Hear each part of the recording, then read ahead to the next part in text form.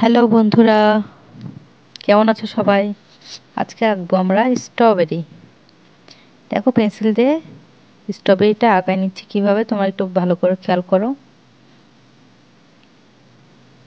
প্রথমে পেন্সিল দিয়ে আঁকিয়ে নিচ্ছি এবং দেখো নিচের দিকটা কেমন হচ্ছে। সম্পূর্ণটা রাউন্ড না, একটা ডান্টে দিলাম, তারপর তার কিছু পাতার মতো আর কি, গোড়ার দিকটায় যে সবুজ অংশটা থাকে সেটা। হয়ে গেল আমাদের স্ট্রবেরি। এবার মার্কার দিয়ে হাইলাইট করে নিচ্ছি, পাতাগুলো দিচ্ছি দেখো কিভাবে একটু আগালো আছে, সুস্তা ভাব আছে আর কি। তারপরে আর একটা পাতা, আরেকটা, তিনটা, যেটা দেখে কালার করলে অনেক সুন্দর লাগবে। দেখো আমাদের স্ট্রবেরিটা হয়ে গেল।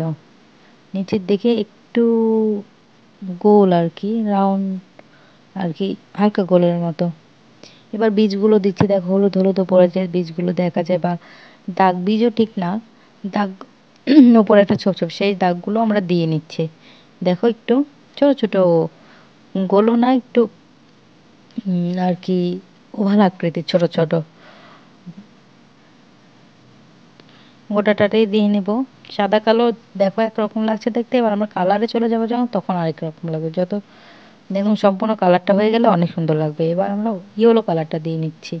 স্ট্রবেরি তো লাল হয়, আর গায়ে একটু হালকা হালকা হলুদ হলুদ ছোটো ছোটো দানা দানা একটু দেখতে লাগে যেটা, সেটা আমরা ইয়েলো ইয়েলো কালারটা দিয়ে নিব।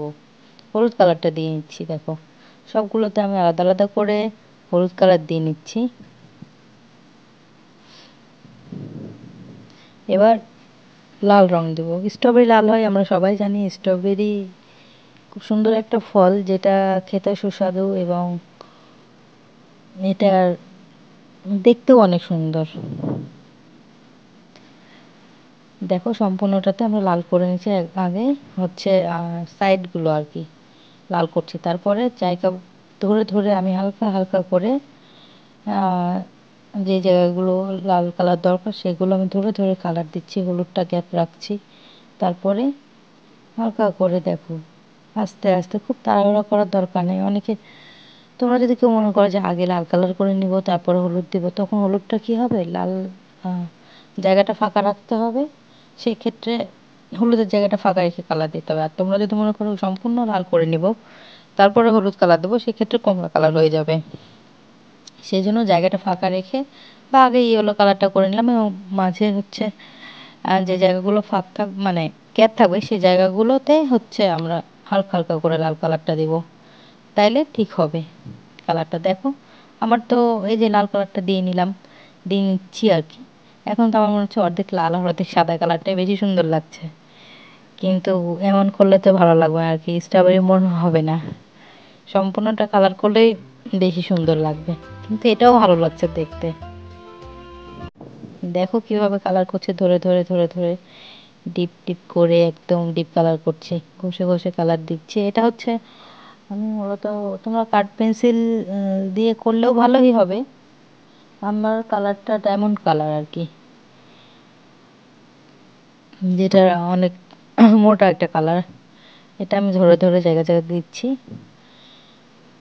তোমরা চাইলে কাঠ পেন্সিল বা ওয়াটার কালার দিয়েও করতে পারো, যার যেমন অ্যাক্রিলিক কালার যে যেমনটাই দক্ষ সেটা ইউজ করতে পারো। তবে আমি বলবো যে জুনিয়র যারা রয়েছে বা যারা দেখবে বা দেখছো, তারা হচ্ছে কালার পেন্সিল, মূলত যেটা পেন্সিল উড মানে উড দিয়ে যে পেন্সিলটা কালার, সেটা বা মোম রং বা ডায়মন্ড কালার আর কি, যার যেটা পছন্দ সেটা দিয়ে করতে পারো। এই আমাদের দেখো চমৎকার লাগছে দেখতে। এখন স্ট্রবেরিটা মোটামুটি ফলটা হয়ে গেছে, স্ট্রবেরি যে ফলটা সেটা হয়ে গেছে। এবার আমরা হালকা মানে এই তিনটা কালারের মিশ্রণে আমরা ডান্ডিটা করবো, বোটাটা করবো। দেখো বোটা কালারটা আগে হলুদ দিয়ে নিলাম, এরপরে সবুজ কালার দিচ্ছি, কারণ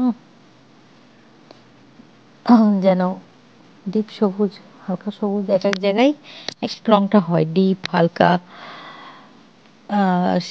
তারপরে হচ্ছে মানে কোনো জায়গায় ডার্ক লাইট, দেখো পাতার কোন অংশগুলো লাইট হয়, আগার দিকে যেগুলো মানে সামনের দিকে সেগুলো হচ্ছে হালকা হবে আর ভেতরের কালারগুলো ডিপ হবে। দেখো আমি সেভাবে দেখো ওই সামনের দিকগুলো হালকা দিয়েছি আর কিছু জায়গায় গ্যাপ রেখেছি, আবার দেখো দেখো ইয়েলো কালারটা ইউজ করছি, এই কারণে যেন লাইটটা বোঝা যায়, সেই জন্যই। এই মোটামুটি আমার স্ট্রবেরিটা হয়ে যাচ্ছে, সবুজ কালারগুলো দিচ্ছি, দেখ সম্পূর্ণটা দেখো মানে সুন্দর লাগছে। আবার টে কালারটা দিচ্ছি, আর বেশি ডার্ক করার জন্য আমি ইউজ করব নীল কালারটা। দেখো সবুজের সাথে যদি নীল দাও তাহলে একদম যেটা ডিপ সবুজ একটা সেই মানে কালচে একটা ভাব আসবে সবুজ, সেটা আসার জন্য আমি এটা ইউজ করছি। দেখো এবার কালারটা একটু অন্যরকম লাগছে।